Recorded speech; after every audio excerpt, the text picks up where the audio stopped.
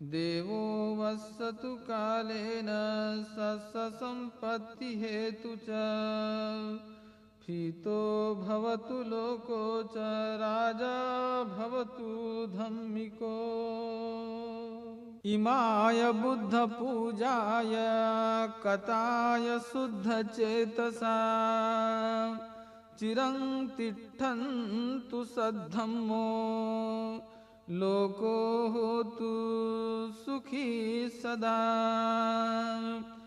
EMI धम्मपूजाय कताय शुद्धचेतसा चिरं तिष्ठन्तु सद्धम्मो लोको होतु सुखी सदा।